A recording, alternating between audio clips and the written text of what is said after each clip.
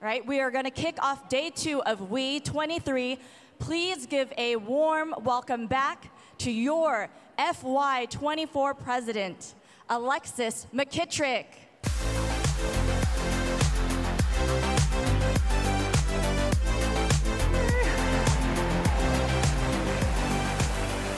Welcome to day 2. Who had an amazing day 1 of WE23? Love it. Love to hear that. Help me also give one more big thank you to DJ Lonnie Love, waking us up in the morning, getting us started right. So again, welcome to day 2 of WE23. I hope everyone that's both here and joining us virtually has really enjoyed all of yesterday's sessions and keynotes. In addition to yesterday's keynote, today we have 3 inspirational insights, 3 tours. One yesterday was related to food, which was amazing. And also day 1 of the career fair had over 470 exhibitors. Largest career fair ever. Yeah, y'all can clap for that. Yesterday we had 134 sessions, and of those 24 were streamed live for those attending remotely, and 69 will be available for the next 3 months to view on demand. For some conferences, everything I just went through was the entire agenda. For us, it's just day 1. And we have an equally packed day for you today for day 2 of WE23. While we can celebrate our amazing agenda today, we also want to take a moment of reflection. As an inclusive organization, SWE acknowledges those in our audience and recognizes the people and the land where WE23 is taking place. We provide the following as a land acknowledgement for those who came before us. We acknowledge with respect that we gather at WE23 on the ancestral homelands of the Chumash and Gabrielino Tongva peoples.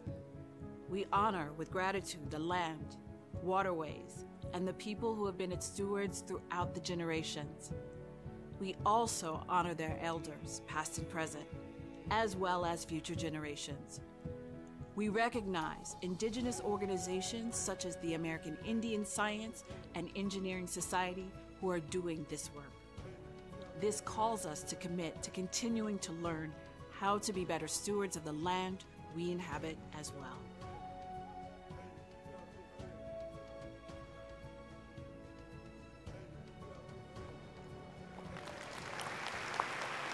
Important. So today in this room, we are going to host the State of Women in Engineering panel presentation, as well as 2 inspirational insight sessions. That's, in addition to our keynote this morning. I hope you all take the opportunity to attend those sessions. If you are attending remotely, you'll be able to submit questions for today's keynote, the State of Women in Engineering session, and both of the inspirational insights in real time. So no matter where you are with us, we welcome and encourage your participation. For those of you looking to start a career or potentially make a change, the career fair will be open for professionals at 10 a.m. and for all members at 11 a.m. today. Also, for some fun, stop by the Member Center in the South Hall and visit the digital graffiti wall, kindly sponsored by Emerson. You can do some digital tagging and help out and touch on a very important graphic, which, as I previewed yesterday, is going to be important as we go through the conference. Make sure you come to the closing celebration to hear more about that. And lastly, I want to take the time to make sure you all introduce yourselves to others. As we talked about yesterday, network, meet others, widen your circle. WE23 is a great place to do that. The old saying is, it's not what you know, it's who you know. Let's be honest, for engineers, it's a little bit of both, right? We have intelligence. It is absolutely what we know. We are informed. But then it also helps to have a wonderful network and a wonderful circle, the who you know, of professional resources that can help you in tough times and allow us all to support and advocate for each other, which is a big part of living without limits. So commit to meeting at least one new person today. That's my charge to this whole audience and everyone virtually. Try to meet at least one new person today and enjoy all of the connections that you can make at WE23. And speaking of a network, SWE is fortunate to have a network of sponsor partners who consistently support our mission and goals. And it's very likely that you use the products from today's sponsors in your day-to-day life. You may have flown here on a jet designed by Boeing. Yep. There they are. If you haven't used the Discover card directly, some aspects of your financial transactions may be managed by Discover. And we are supported by and interact with GE Technology daily. It's hard to say where they don't touch your life. I should just call out sponsor names instead, right? And if you're like me, PepsiCo products are often my go-to, especially Diet Pepsi. They help me get me through the day. Thanks so much for the enthusiasm from all of our sponsor partners. But of course, they can explain themselves better than I can do it. So to acknowledge each of this morning's sponsor supports, I'm going to invite them each to the stage to say a few words. First, please welcome our first sponsor, Boeing. My name is Keisha Ko. I'm the chief engineer for the 777X program. I remember my first flight, just seeing the fields and the farms and just the beauty of my hometown in a way that I never saw it before. I found myself more than just wanting to fly. I wanted to learn more about the aircraft. As women, we have different approaches to solving problems. It's all about having diverse perspectives to come up with the most optimal solution. With over 200 programs and partnerships, Boeing is helping to foster more women in STEM. How about that Tricia Lacaw, our 777 Chief Project Engineer? I'm so proud of her and her accomplishments. My name is Lynn Thompson-Hopper, and I am the Vice President of Engineering Strategy and Operations. That means that I work for the 60,000 engineers at Boeing, including the over 300 that are here at the conference today. And coincidentally, I'm also the highest ranking female engineer at the Boeing Company, a fact of which I'm very proud. I think that goes along with the theme of the conference this year, living without limits. I think that all of us need to be looking at what we accomplish and how we continue to take away any limitations that people and people of diversity and women ourselves help each other become successful as we go throughout our careers. I want to tell you about a couple early groundbreakers at the Boeing Company. In 1917, our first female engineer, Helen Holcomb, joined the company. She was paid the same as her male peers, and she contributed through architecture, mathematics, and drafting. So from the very beginning, we've had some great female talent at Boeing. Another person that really broke some ground was Mickey Axton, Mildred. She was in flight test engineering, and she became the first pilot for the B-29, and she was also one of the first 3 to fly in World War II. So really amazing trailblazers at Boeing. Over my time working with SWE, we've gone from hiring only like 12 people at the conference to hiring, in the neighborhood of 200 plus engineers to begin either with their internships or their new careers at the Boeing Company. One of the amazing things about being an intern at Boeing is almost every single person that becomes an intern for Boeing comes back to work full time. 2022 was our biggest intern class, and we had a diversity of over 50% of the people in that class were diverse representation. And we're very excited to continue doing things like that in order to increase the pipeline that we have with STEM. Right now, Boeing's workplace is only 24% female, and unfortunately, only 17.4% of our engineers are female. And while that's on par with aerospace and other firms like the Boeing Company, it's just not enough. We have to change the demographics by our early intervention in STEM and other places so that all of us see a place to make our future within engineering. Last year, Boeing engaged over 2.2 million young women in STEM through community involvement, like community programs, grants, and sponsorships. And by embracing diversity, we know that we're going to make the world a better place, more innovative, more strategic, more creative. There's just so much that we can do when women are involved and at the table making things happen. So let us remember the trailblazers that came before us, and let us remember that all of us should live without limits. Congratulations to all of you for being here. This is just a wonderful conference, and thank you for having Boeing as a sponsor of this event.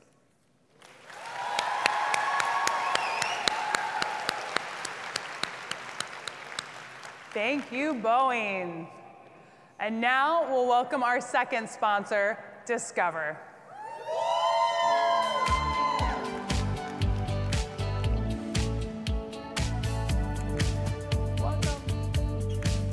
Hello and welcome. Thank you all for being here at this remarkable event. My name is Ranjani Rao. I'm Director of Infrastructure Product Management at Discover. And it's been such an honor to be a member of SWE since 2007. And I really would like to humbly thank SWE for allowing us to be a sponsor year-over-year. At Discover, we are committed to increasing the number of women and non-binary engineers and technologists. We are doing our part to develop, empower, and bring the community together. And when the community comes together and collaborate, that's when thought leadership and innovations take off, both monetarily and socially. And we love supporting this event. My friend and colleague, Karen, is going to share a little bit about how she and her team are doing their part to take this further. Karen? Hello. I'm Karen Duckett, the Application Development Director of Home Loans and Personal Loans at Discover. Let me tell you about every day at Discover. We play to win. Our strategy for achieving this is by leveraging innovative technology combined with diverse teams to create extraordinary experiences. Some examples include leveraging cloud technologies like AWS, containerization, Docker and Kubernetes, automated pipelines that integrate security and infrastructure. And why diverse teams? I think we all know why diverse teams. It's well documented that diverse teams, which include people from different backgrounds, cultures, and perspectives, tend to be more innovative and successful. And I am proud to lead our Women in Technology group, creating connections and allies internally at Discover. This culture and community is why I've stayed with Discover for almost 17 years, because we succeed together. To learn more about us, stop by our Tech Talk at 10:15 in the South Hall, titled Reeling in the Monster, Maintaining AWS Access in a Growing Environment. Now, Tori, why don't you tell us a little bit more about the culture at Discover and how it supports technologists and our local communities? Thanks, Karen. Thanks for asking. Hi, everyone. I'm Tori Rolson, Director of Talent Acquisition. Beyond our involvement here, we're taking steps to support our DE&I efforts, from our early career engagement programs with students, mid-career and executive opportunities, to our Advanced Analytics Career Center.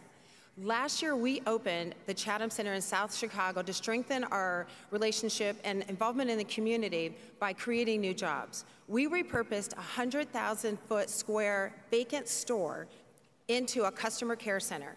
By the end of 2022, we had 450 jobs, tagging our goal to hit 1,000 jobs by 2024. I'm so proud to share that we've been named the best employer for women, the best place to work for LGBTQ equality, and the best place to work for people with disabilities and more. We have more work to do here, but thanks to SWE, its supporters, and all of you, we're making strides in the right direction.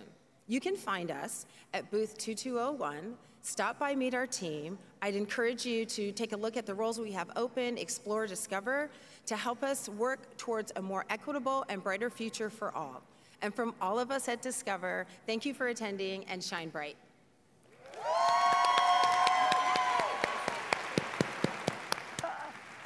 Bye, lady. Thank you so much, Discover team. And now, please welcome our third sponsor, GE.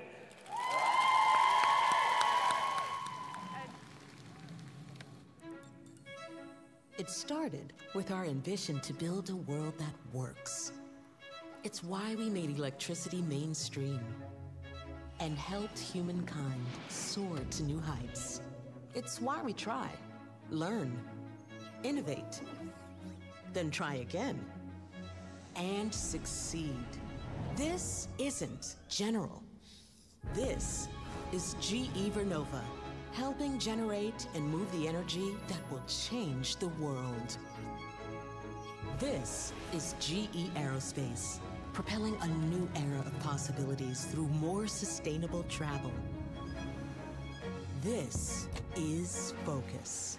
Not a divide, but a divide and conquer. Solving the world's largest problems by getting laser focused. This is about giving our ever-innovating engineers the space to imagine something we've never seen before. GE has welcomed in a new era, not just to build a world that works, but to make sure the future does too. This is how the future works.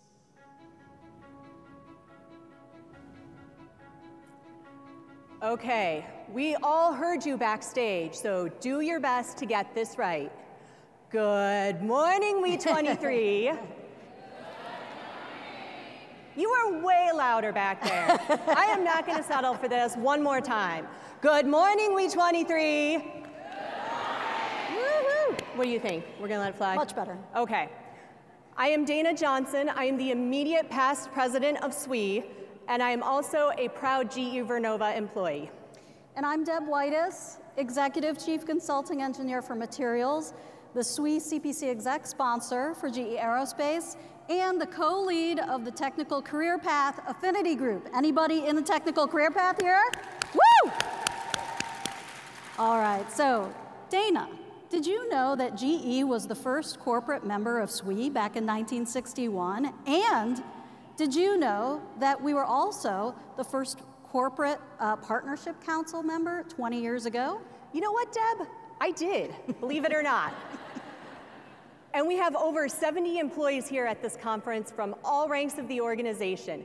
They're recruiting at the career fair. They are giving amazing sessions. So get out and meet these wonderful employees and learn a little bit more about GE. Dana, I also heard that this is going to be our last conference as one company. Is it true? It's sad and true. Pretty soon, we will be two separate companies, GE Vernova and GE Aerospace. Well, we better make WE23 memorable. I think all SWE conferences are memorable, but I will do my best to make this exceptionally memorable. But know that SWE does not stop here. When you return home, I want you to consider getting involved in your local section or an affinity group, become a part of the mentor network, or maybe, just maybe, you'll have that crazy idea to run for SWE president someday. And we will both see you next year in my hometown, sweet home, Chicago, at WE24, as separate companies, but together. So, woo! If you have the energy to change the world, or you want to see your future take flight, come see us.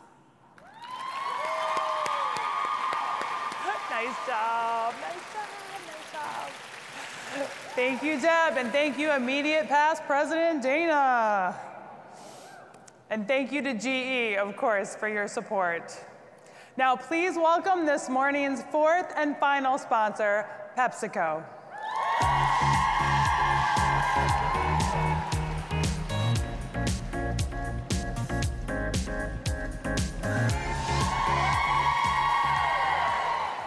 Good morning and happy Friday, SWE.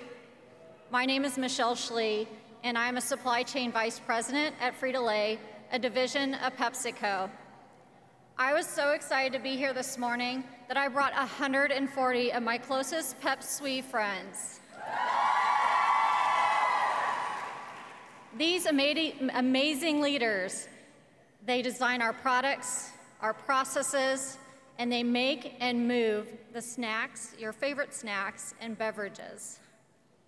I'd love to go on and on about PepsiCo, but please stop by our networking lounge or our career fair booth to learn more.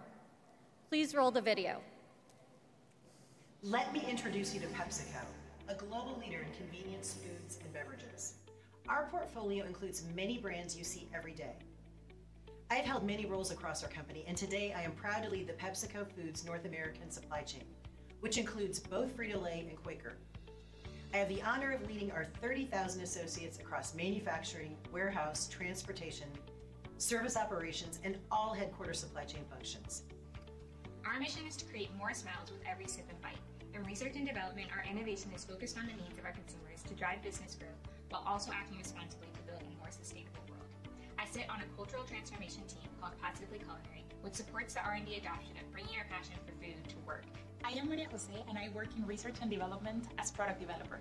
Some of the brands that I have supported are Cheetos, Tostitos, and Doritos Dinamita for PepsiCo Foods North America, and as well I have worked on PepsiCo Foods Mexico for Quaker. As a leader in the transportation industry, I am proud of the work we at Frito-Lay are doing to positively impact our consumers and communities. Our transportation team partners closely with our sustainability team in order to work towards our goal of net zero emissions by 2040. PepsiCo products reach store shelves across North America through a complex network of fleet and transportation operations. With one of the largest private fleets in North America, our transportation operations have a direct impact on reaching our sustainability goals. In December of 2022, PepsiCo and Frito-Lay took delivery of the first all-electric Tesla semi-trucks in production. Future fleet announcements followed across the organization, including Frito-Lay's plans to deploy more than 700 electric vehicles by the end of 2023. Every day I use my education to support my team in solving difficult problems. Our site has an automated warehouse that unlocks velocity and speed capacity for our sales partners. At PepsiCo, we lead teams, so we must be great people leaders, plus have a strong technical background to understand the production and warehouse technology to execute with excellence. I started my career 10 years ago as an intern in the field for sales operations. I've been fortunate enough to continue growing in the warehouse space as Frito-Lay continues to seek improvement with new technologies. When faced with challenges that my team and I are tasked to solve, I am constantly reminded I don't have to, I get to be a part of the change we envision. Together, we are proud to make, store, move, and fulfill, along with keeping our people safe and making our planet better, all in support of our growth agenda.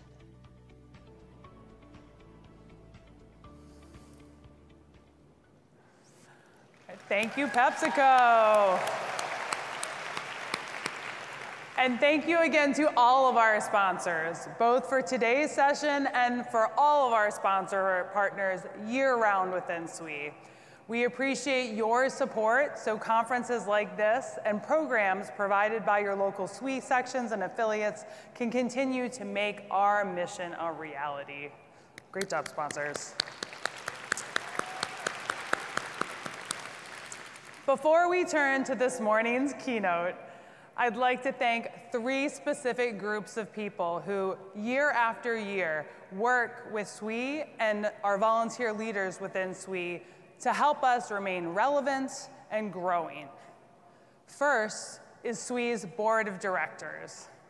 These leaders come from various backgrounds, technological disciplines, and industries to share their expertise and guidance, and most importantly, their passion for upholding SWE's mission. If you are a member of the SWE Board of Directors, please stand to be recognized.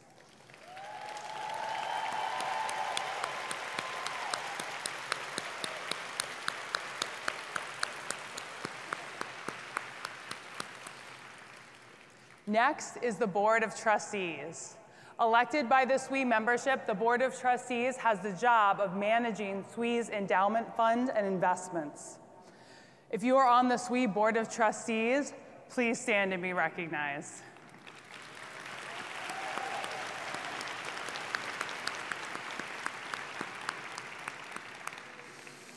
And finally, I'd like to recognize the SWE Senate. This includes SWE senators and Senate leadership, the Speaker, Deputy Speaker, and Secretary of the Senate. Along with the Board of Directors, the leadership and senators comprise the entirety of the SWE Senate. And these individuals represent the strategic body that's advising SWE and the membership on strategic issues and advancing the mission and vision of SWE. Their important work encompasses both strategic vision as well as developing research on future issues that will be important to SWE. If you are a member of the SWE Senate, please stand.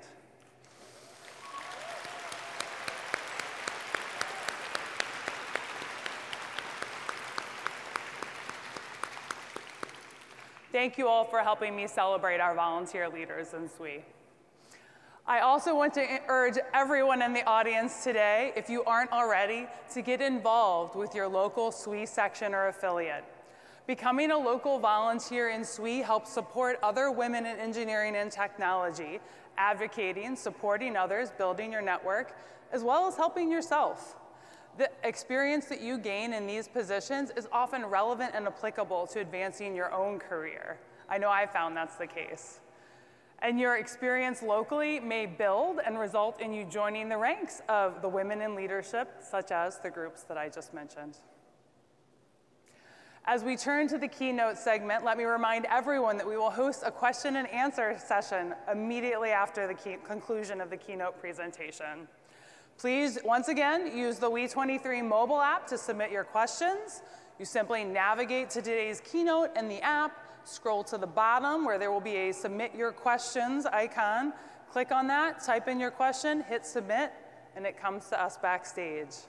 Although we can't get to everyone's questions, please do submit them if you have them, because as I said yesterday, we may use them in a follow-up podcast with our keynote.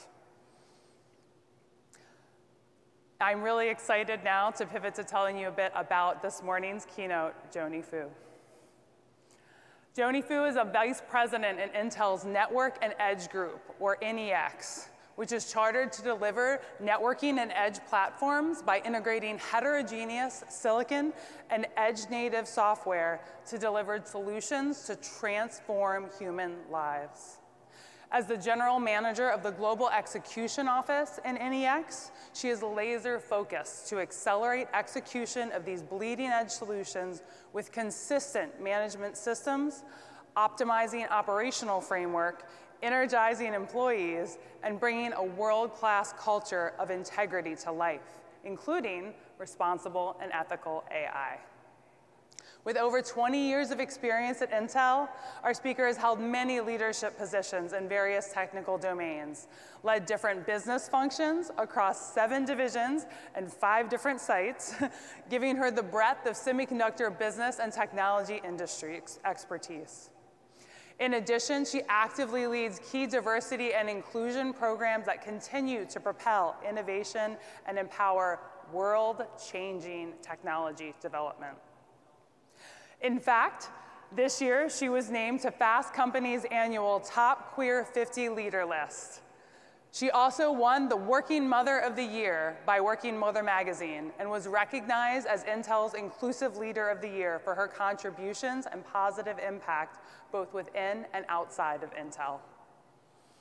Growing up in Los Angeles, her education includes an MBA from the University of California, Irvine and Hong Kong University of Science and Technology, and a Bachelor's of Architecture degree in Structural Engineering from California Polytechnic University, Pomona. She currently resides in the Bay Area with her spouse, daughter, and miniature schnauzer. As a family, they enjoy traveling to explore different places, try different food, and go to sports events.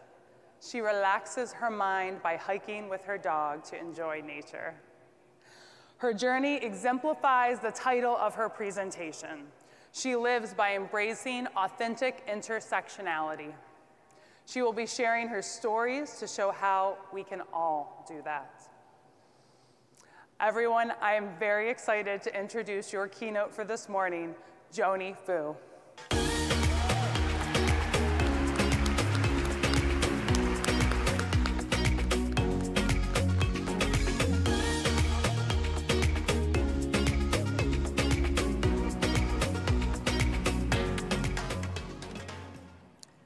Good morning, SWE. Happy Friday. This is the largest conference on the planet. I couldn't believe it. When I said yes to this, I had no idea. That's what I'm saying yes to. This is actually my first SWE ever in my entire career. So that's a secret that I'm sharing with 17,000 people here. I didn't know what to expect. I really didn't. I didn't know that I would fit in. I didn't really know how I would connect with people because this is not my usual platform, as you heard from Alexa's introduction by myself.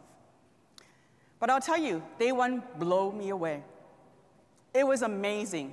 It was inspirational. It was motivating. And you know what? When I heard Alexis talk about adding another letter to the alphabet of the DEI, she talked about diversity, equity, inclusion, and belonging. I'm here to declare that I belong to SWE. I am part of this family. The other thing that inspired me yesterday was when Kate Maxwell stood up here, exercised her vulnerability about being a woman in the arena, about being brave, about sharing our story to come together to talk about owning our own authenticity. I will expand on that. I will build on that because I'm going to pay it forward and bring that forward to all of you again in today. So let me start with an audience participation survey, if you wouldn't mind. I can't tell what's on my thing. Okay, there it is. Very good. How many of you have heard, raise your hand, how many of you have heard of the glass ceiling? Please raise your hand. Oh my God, look at all of us here. Very good. Okay, now I'm going to challenge you and ask you, how many of you have heard of the bamboo ceiling? Great. Usually Asians have heard about the bamboo ceilings, so that's good. I'm reaching out to the intersectionality audience here, so that's good. Now I'm going to do another harder question here. How many of you have heard of the broken run? Oh, good, good. Many of you have heard of broken run. So for those of you who have not heard about the broken run, is a concept that was introduced by the McKinsey study of the women in the workplace. And in fact, this month, they just published their newest update. The idea is that the glass ceiling is actually not the biggest barrier that blocks us from getting to the C-suite and executive ranks. It's actually the broken run. Earlier in our career, whatever it is, a self-limiting thought, something of a biological clock, the workplace, the environment, whatever it is, it prevents us to advance in our entry-level career. The study shows that for every 100 men that gets promoted from individual contributor to entry-level manager, only 87 women is promoted. This is this year. Now, it gets bleaker when you talk about the women of color, where it goes to 73 women of color against 100 men. And that's a trending down. Last year, it was 81 women of color in there. This is not acceptable. We need to fix the broken run. Why? Because in the next 7 to 10 years, the technology revolution would change the world, would change every part of humanity. And we need to be there, all of us. We need to have that seat at the table to change what that looks like. Because we can get rid of gender bias discrimination through our technology. We can get rid of a lot of the different discrimination that's in our technology in order to make the future a better place. But we need to get there. So I'm extremely excited to be talking about living without limit here in SWE. I believe it's not only a call to action. I believe it's not only a rallying cry, but it's actually a battle cry that we must all have to live without limit. And in the next 35 minutes or so, I'll try, I want to offer my paradigm that we can all live without limit by being extraordinary, by embracing our authentic intersectionality. So let me talk about that future that I just talked about that's actually coming in the next 7 to 10 years. By 2030, more than 30% of the business will operate digitally. It's quite amazing, completely. It is right now 5%. Okay, so it's 6x of what that looks like. In the IDC and Gartner report, the AI market is actually going to be growing at a CAGR of 24%, up to $768 billion in 2030. And then the last thing is 50% of the edge compute, edge AI, that's my group right there. It's looking at machine learning and inference modeling within 50% of all applications in edge compute. That's staggering. How do we stay relevant? How do we actually know, how do we keep up with this technology? So let me take you actually 40 years back on how I bridge these learnings and these things that's happening in my journey. This is the intersectionality of my education and my career. I'll start with my individual intersectionality. Ever since my childhood, I love the intersectionality of humanity and technology. My dad is a telecommunication engineer in Taiwan, and he managed the phone lines in Taiwan over the entire island. I remember when he took me to his office, and I would be looking at how a human voice becomes sound waves, and it became analog signals, and then translates into electron that's transversed through kilometers and kilometers of copper wire, and get to the other side, and it becomes a human voice again, connecting two humans' feelings, thoughts, emotions together. That was magic. That was really cool, I thought. Okay? But then, as I moved to the US with my family, and I'm actually down here, LA, I'm an LA girl, so that's really awesome. I'm a Laker fan, so I was really glad I was able to, take some pictures of the Laker, some of the newer items in there. I actually studied architecture in Cal Poly. Do we have any Broncos in the room? There, Broncos, yes, very good. And I studied architecture and structural engineering. We had a joke in the Cal Poly campus that if you're studying architecture, it's actually archi-torture, because it's extremely tough to be able to balance between humanity, psychology, anthropology, and just it's art, with engineering and understanding how the human interface with our environment and how the environment changes our behavior. That's another intersectionality of technology and humanity that I find very interesting.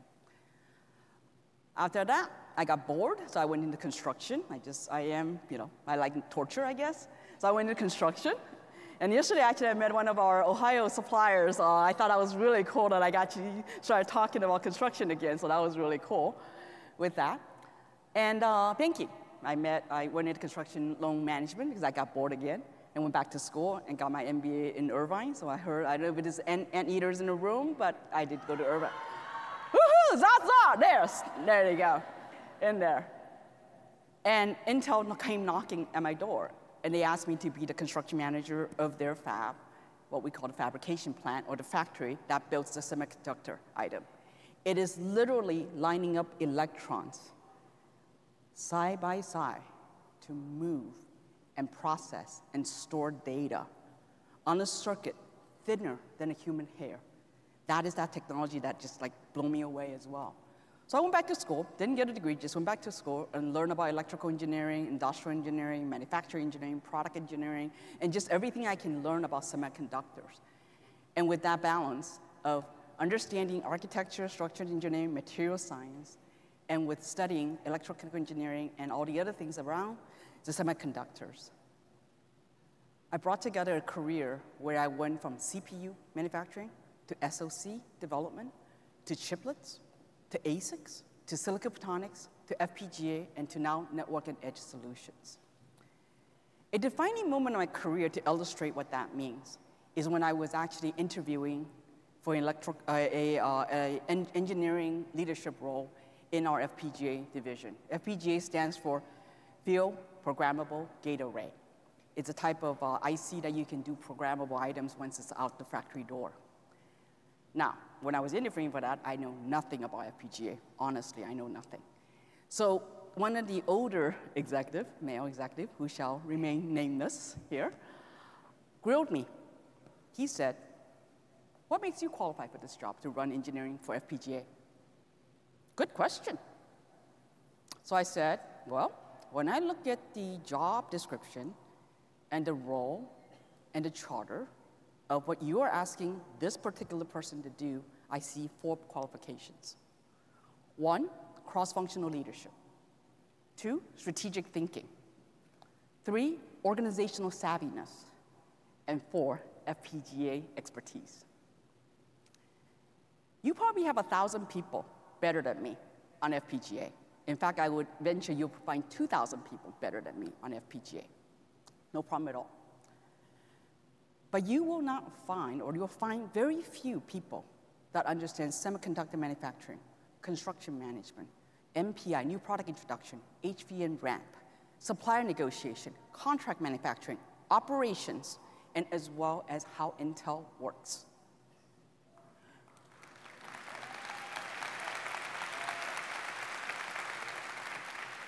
So you could hire that 100 FPGA people that knows better than me and teach them all that. Or you hire me, and you teach me FPGA.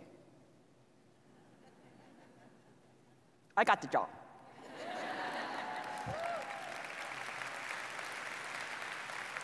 The point is I don't need to be at best at everything, but I leverage my own intersectionality and create the unique value that only I can bring, only you can bring, to make everything possible for what you need to do. Okay?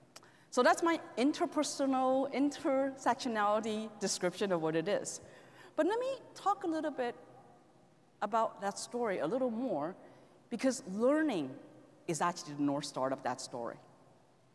It is really about a lifetime commitment of being curious and learn new things. Because when you learn new things, it unlocks new lessons in the old learnings that you have already retained. And in fact, it compounds the value that you have. So you must ask, well, Joanie, what are you learning now? I'll tell you. We are learning, well, actually me right now, I'm learning from my engineers about prompt engineering. Does anybody know what prompt engineering is? Very good, I got some people there, very good. All right, so for those of you who don't know what prompt engineering is, I'm learning too. It's the design of the interface of human language with machines. And that machine, from a generative AI perspective, will create new collaterals and new content for us to make better decisions. All of you have used prompt engineering. You are users of prompt engineering. I guarantee you that as soon as I say it, you know it. Hi, Alexa. Hey, Siri. That is prompt engineering. But the coding behind it is fascinating. How do you get the human brain to work to that it actually tells the machine, hey, here's a decision I need you to execute to that? Or how do you get data analytics to tie to something that works? So I'm actually working with the developers and reading codes and learning about what that means. But I'll tell you that I think the best prompt engineer in my family is my 16-year-old daughter. She was listening to practicing my script, and I was talking about intersectionality, And then she came to me and goes, Mommy, do you want a feedback? And I go, sure, love your feedback. Come on, tell me what's going on. She goes, you use the word intersectionality too much. You need to use a different word. Oh, well, sure, good feedback. What word should I use? She said, hey, Alexa, what's a word for intersectionality? She's the best user of prompt engineering. I can test my code on her any day. And by the way, Alexa answered, liminality. I've never heard of that word. So I actually have to look up on Google what that means too. But the key is, 5 years ago, none of us probably have heard of the word prompt engineering. 5 years ago, that job didn't exist. So what do we do to stay relevant? What do we stay up to date? What do we do to stay influential as the technology is moving so fast? The only way you can do that is to make learning your North Star. And that's a very important lesson that I have learned as I think about my career. Now, moving on, with the North Star, I need a compass, right? I mean, I know where I'm going to go, but I'm going to have to make sure that I'm staying on track. So there are 3 evolving leadership principles as I grew in my career, my influence, I think about all the time. What represents me? What helps me to get my superpower up and running, and what actually is, when I come into the room of any size, that shines, okay? And I'm in a room of 17,000 people. I hope these 3 things shines right away. Authenticity. I will be who I am, my full self. I will say what I want to do. I will do what I say. I will be open. I'll be transparent. I'll be vulnerable, like what Kate talked about yesterday, exercising that vulnerability. I will be direct. I will say yes when I mean yes. I will say no when I mean no. That's what authenticity means to me. Intersectionality, which I've talked about from an individual perspective, I will explore a little more about team intersectionality. How do you bring everybody else's intersectionality together is the next lesson about intersectionality that I will talk about. And then my favorite phrase, radical collaboration. How do you ensure that you have collidings of new ideas with the greatest sympathy and empathy to your users so that you can actually have breakthrough innovation?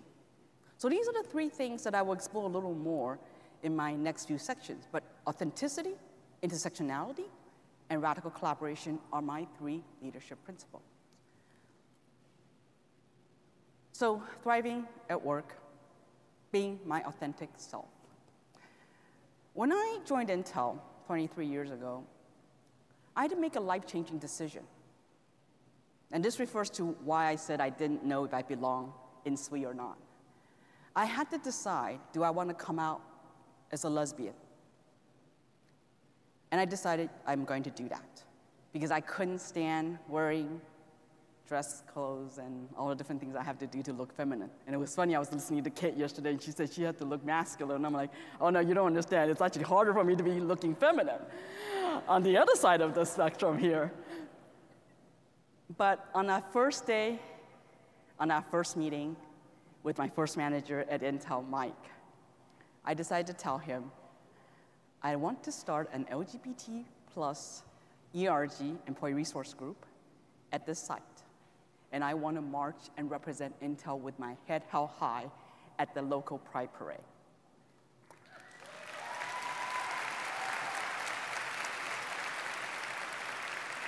Thank you. He looked at me and he nodded, sure, no problem. Then I added something. I said, you know, I don't want to be treated any different. I don't want to be special. Don't single me out.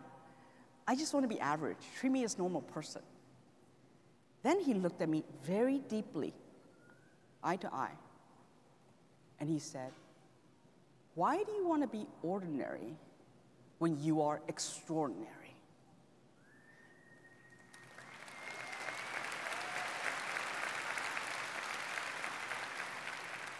I still tear up when I have to say that, because in every single endeavor and risk I take in my life, I think about that.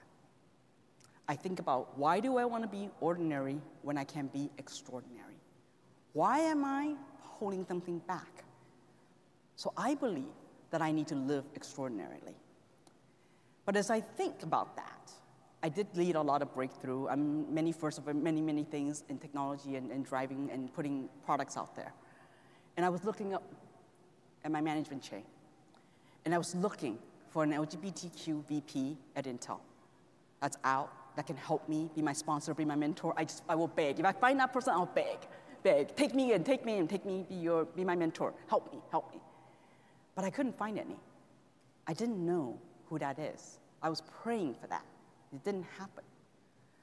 So I decided I'm going to fix that broken run. I will take that on myself. So after many years of hard work and delivering extraordinary results, I was promoted as the first openly out ELG member at Intel to the executive ranks as a VP.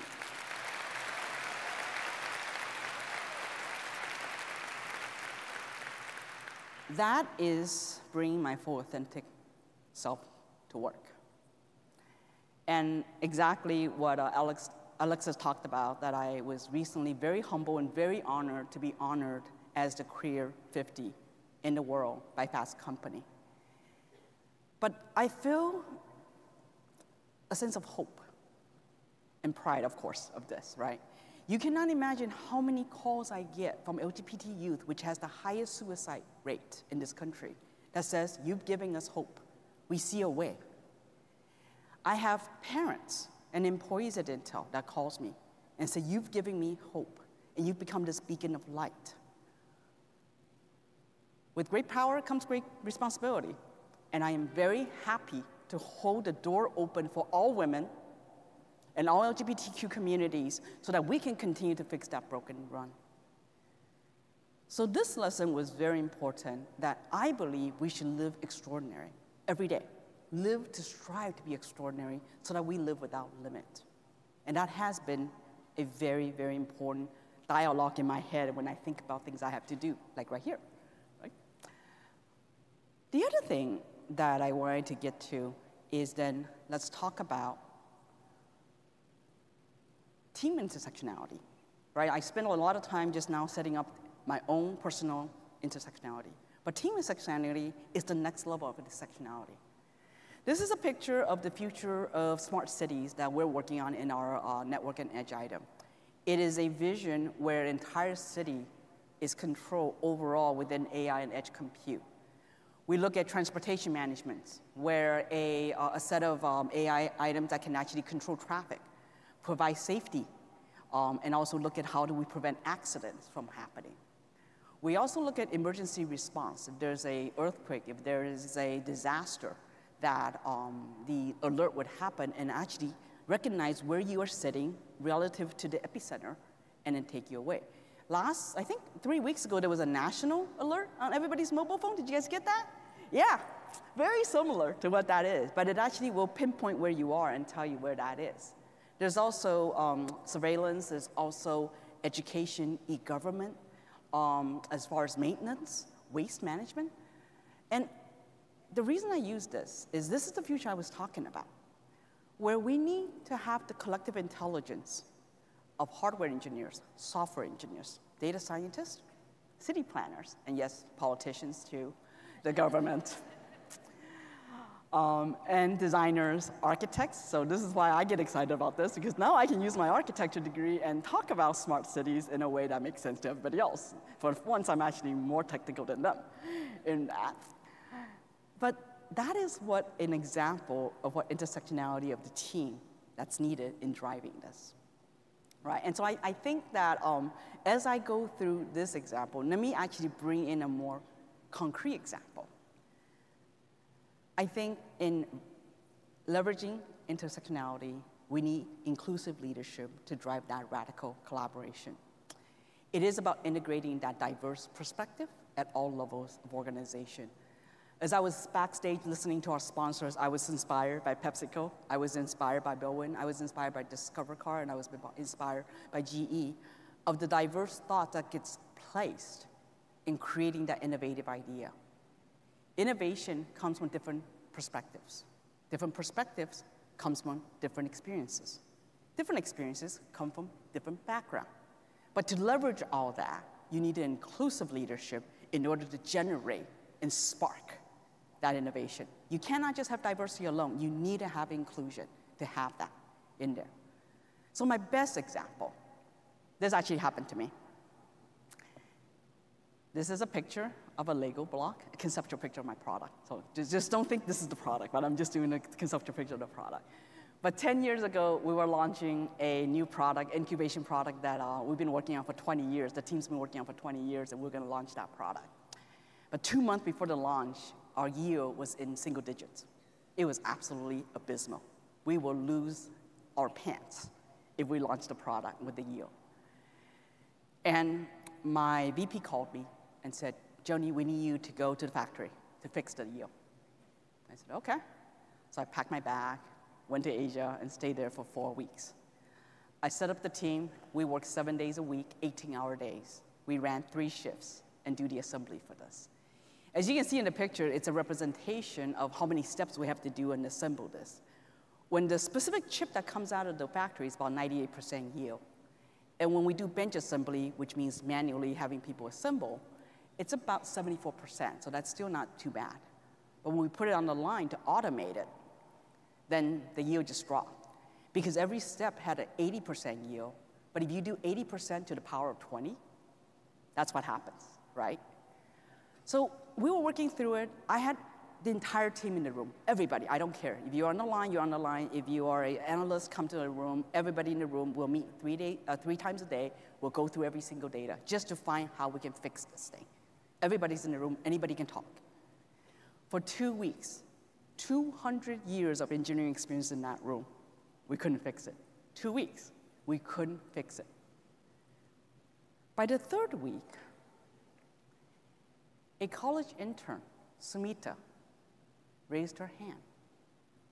And she said, Joannie, is it possible we think about this as a Lego block, literally, and create sub-assemblies and fix the yield at the sub-assembly level and maybe make that work? This is a college intern telling, at that point, a global director an idea that she had. So I thought about it. I talked to the engineer, and I said, OK, great, let's do this. We'll divide up into 2 teams. Team 1, work on the orange part. Team 2, work on the blue part. My expectation, everybody gets 80%. So what's 80% times 80%? 64%. At 60%, I can launch that product. Capiche?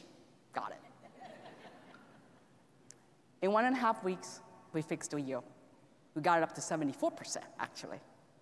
And we launched the product. And that product has been bringing in about $1 billion revenue to Intel. The key, thank you.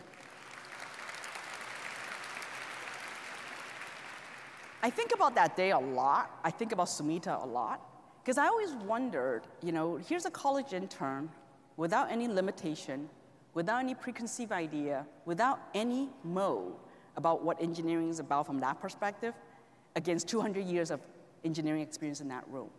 What gives her the courage to raise her hand and challenge a global director in that room?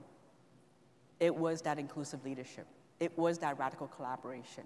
It's that shifting of the paradigm that we need to bring in all ideas into the room to make that happen.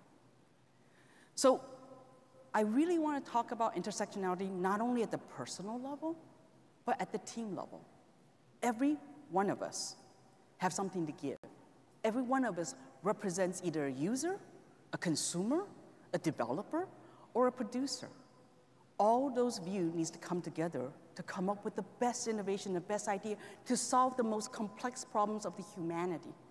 That's what we need to do. We need to have the intersectionality and embracing our intersectionality to create that radical collaboration.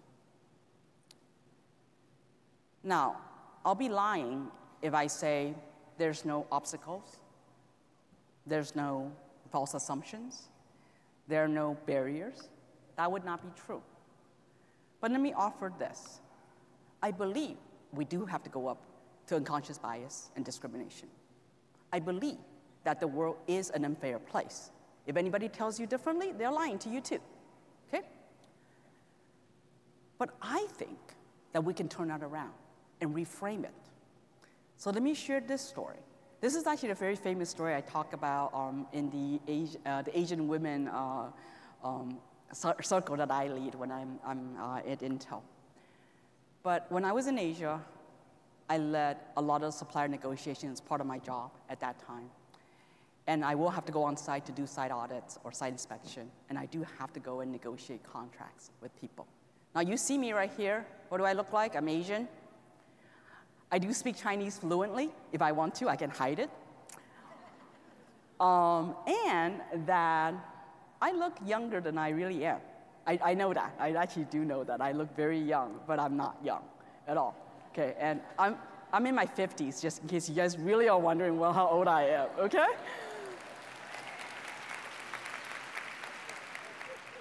But I will always ask in those negotiations a white, tall, handsome, blue-eyed, Caucasian white male colleague to go with me to those negotiations. We will talk about our roles and responsibilities. We'll talk about what we need to get done, and then we'll land and go to the supplier site. I love the first 2 hours when I do that, because when I show up, and I speak Chinese, so I will speak in Chinese. Like I said, I'll hide it, so I'll speak Chinese. They don't know that I speak English, but I speak Chinese. And I'm usually seen as an admin and a secretary to my colleague. I'm usually perceived as either an interpreter or a support staff to this colleague. So all the senior managers will surround him, and take him to look at the latest technology and the equipment, all that stuff, very cool. And I'll have all the junior employees surrounding me. And they'll ask me, hey, what does the boss like? Does the boss like coffee? No, the boss likes tea. Don't get coffee. Does the boss like pizza? No, no, no. And by the way, pizza in Asia is terrible. No. No pizza. Get the spiciest Sichuan Chinese food possible. The boss likes that. And we'll do that, and they'll go see the factory, and then I'll ask the junior employees, hey, take me to look at your warehouse. So they take me to the warehouse. And they're very eager to share with me what they know, so I could find out all about the warehouse. Right? Take me to the receiving area. So they'll take me to the receiving area, and now they'll tell me everything about the receiving area. Take me to the shipping area. They'll take me to the shipping area, find out about that. Hey, I want to see how you guys do trash. I'm just curious. How does the trash manage around here? They take me to see the trash. By the time we sit at the proverbial negotiation table and we have to do formal introduction, I will hand my business card out.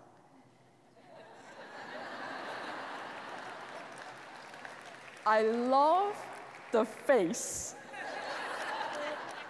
of these old guys looking at me and going, holy crap. She's the lead negotiator. She's the manager. I'm dealing with the manager. By that time, what do I know? I know their incoming inspection specs. I know their outgoing inspection specs because I'm looking at the shipping area. I know how they actually manage their high-value inventory. Do they lock them? Do my material gets locked? Because they're expensive. We have a lot of gold and titanium and very precious metal that goes into this material. I want to know if they lock them. I want to know my confidential document and my intellectual property is actually properly managed and trashed and dispositioned. And I don't want to find any of my patents in their trash.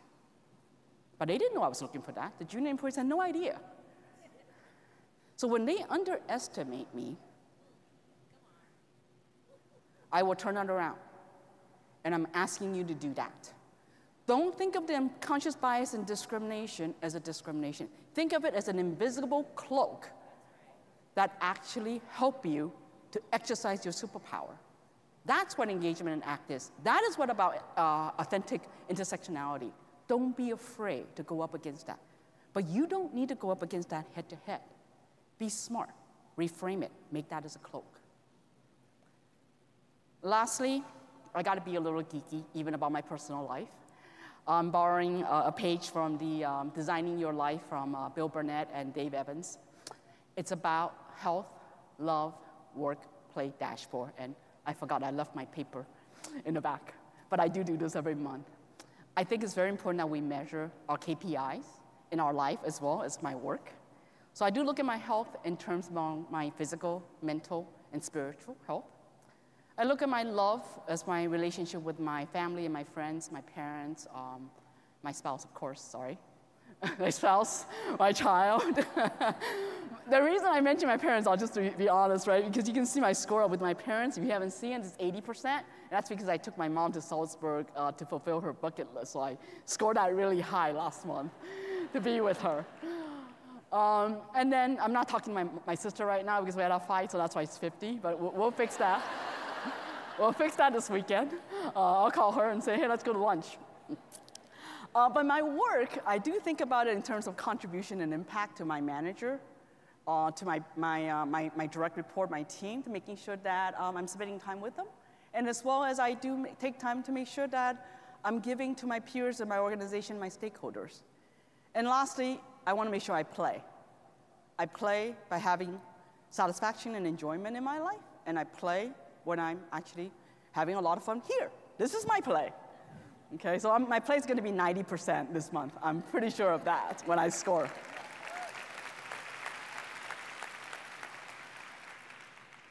Pulling it all together, I talk about intersectionality a lot. I talked about learning. I talked about embracing our authenticity. I'm going to challenge you to think about how do you separate that if you're trying to. I can't separate being an Asian from being gay. I can't separate my career from my education. I can't separate my first-generation immigrant experience against the biases that I have to see. There's nothing I can do to separate it, so I lean in.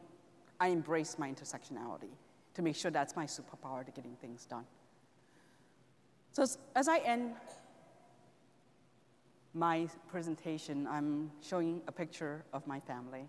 On the left-hand side is a picture of my daughter and my wife when we were in Asia. We lived there for 4 years to start that factory that I was talking about. And then the picture on the left is a picture of us about, oh gosh, earlier this year we went hiking in Sierra, I forgot the name of that mountain, right next to Yosemite, whatever that was. And we had a great time with our schnauzer in there.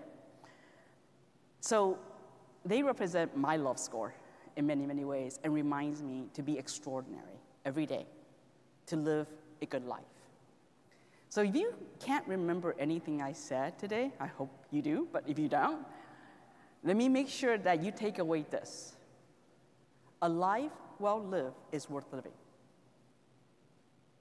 Living and embracing your authentic intersectionality is to live your life well. And you can be extraordinary and live without limit to fix that broken run. Thank you. Thank you so much.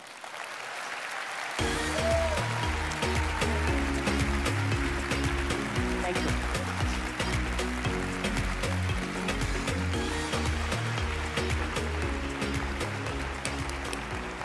Thank you so much. For sharing your story with everyone, Joannie.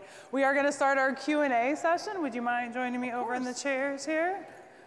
Thanks to everyone who has already submitted questions. We have some great ones. I want to invite you all to continue to submit questions as we go through Q&A. So first question, Joannie, in your podcast that you did before the conference, you had a really interesting and exciting analogy around juggling balls, particularly glass and rubber balls. Would you mind sharing that, the story with the audience? Yeah, no, Alexis, I love that story. That actually is a really good story. So for those of you who didn't hear the podcast, I will kind of paraphrase what had happened. The question really, when we started, was how do you balance your life? How do you balance your work life when you're so busy? And I said, you know what? Life is like juggling balls. You need to make sure you keep all those balls in the air, but you need to know what is a rubber ball and what's a crystal ball. When it's a rubber ball, it drops, it'll come right back up, like work. But a crystal ball is like your relationship, like your marriage, like your family. And if you drop that, it cracks. It's not coming back. It's very hard to replace it. So that's really how I look at it in regards to the rubber ball and crystal ball. Thanks so much for sharing that with the audience. So great, right? So important. So our first audience question, apart from education, reading the literature, attending conferences, how can one stay relevant in their field? I think we are living in extraordinary times of learning.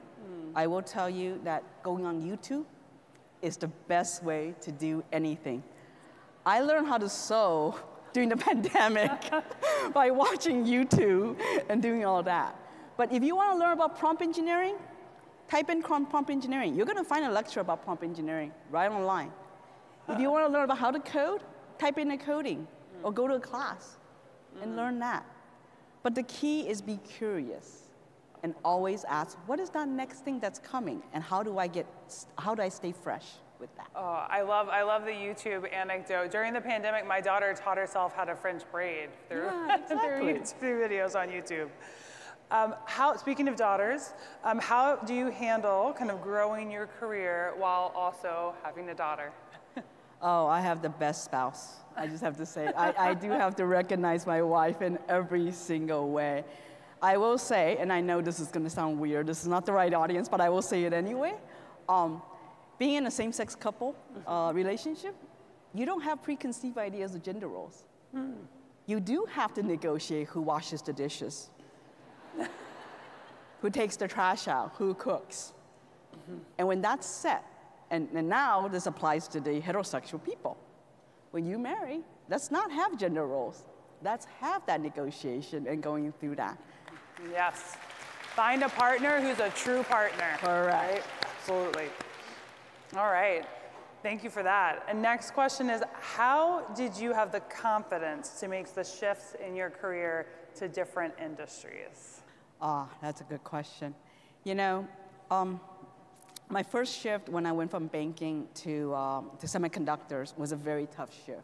Yeah. And I shared this in the podcast that when I was actually making that shift, I went back to my professor at Cal Poly, Christina Theodoropoulos. I know she's retired, but she's that professor that I talked to. And I went to her and I asked her, I said, look, I am changing my career. I'm a little embarrassed about it. She said, why? Yeah. Life is design. Design your life any way you want. And so I think about that day, I think about that advice, and every time I change my career, I'm designing my life. I'm writing that book and that chapter in my life. Oh, I love that. I love that. Great confidence. And then pivoting over into the technical space, can you talk a little bit about responsibility, especially when we are thinking about technical advancements like AI? Like, what is all of our responsibility as we think through this new innovative technology space? That's a great question, and that's something that we're also grappling with at Intel. And I'll be very, very honest, no one has cracked the code yet. If somebody did, please come email me. I want to know about it. I really want to understand it. But it goes back to that intersectionality. I truly do believe that if you have diverse thoughts and the highest representation from every group, then you can do this. I don't know if IBM in the room, but IBM in 2018 did a fantastic AI experiment that I was just blown away by. What they did was they had a car that was on a simulation road driving, and it tells the car to run it for about 35 miles per hour, and on the side were these cafes with people. Okay? So the AI was told to drive 35 miles per hour. Now, a kid crosses the street. What does the AI do? Well, the first few runs, it hits people on the side. It will avoid the person in the middle, but it hits people on the side. After 1 million simulation, the AI finally figured out, I have to stop. Okay, great. Well then, why don't we just put that in the code instead of letting the machine decide that, right? But then let me take that experiment a little further, and we did a little more simulations on that. What if it's an old person crossing the road? Does it do a calculation that the old person's worth less than the person on the side? What if you put a black kid on a road versus a white child in a row? What happens there? How does the machine work in those responsible AI things? It doesn't, no. It's doing statistical analysis. So people intervention and decision-making must be part of the responsible deployment of AI. And that's why when I say we need more representation, we need more women at the seat of the table, because that's how we influence the technology. Not by just generating AI, but really think about the decision-making power behind that technology. Yeah, reducing the bias, right, that might be inherent in the inputs and the coding and the training data that's used for these technologies. Yes, diversity, unsurprisingly, is again the answer. Exactly. So is there a individual, a role model in the LGBTQIA+ community that you particularly look up to? You know, I hate to say it, but I love Ellen. I absolutely do. It's pretty great. She is pretty great. She is pretty great. But then if I have to think about a luminary that actually changed the world, is Alan Turing. If you guys haven't seen Imitation Games, he is truly a visionary. He is the founder of AI, and Alan has been a great role model for the community. Well, thank you for sharing that. And then final question, going back to your talk, folks want to know, did you hire the intern, Samita? Yes, I did. Inquiring minds. Oh, yes. The continuation of that is she became an engineering manager, but unfortunately, she joined our competitor, so I will not mention the competitor. Yeah, I did all that, and then, yeah, but I'm glad she's thriving. She's doing great. She's doing great. But yes, I did hire her, but she left. That is amazing. And I just want to thank you so much for joining us. Any closing thoughts for the audience from your talk? Live without limit. Be extraordinary every day, because you have it in you. You are enough. Oh, Love that. Thank you so much, Joni. Thank you for being here. Thank you. And sharing with everyone. Everyone, have a wonderful day 2 of WE23. Enjoy yourselves, go to the career fair, visit sessions, and we will see you back here tomorrow for our closing keynote.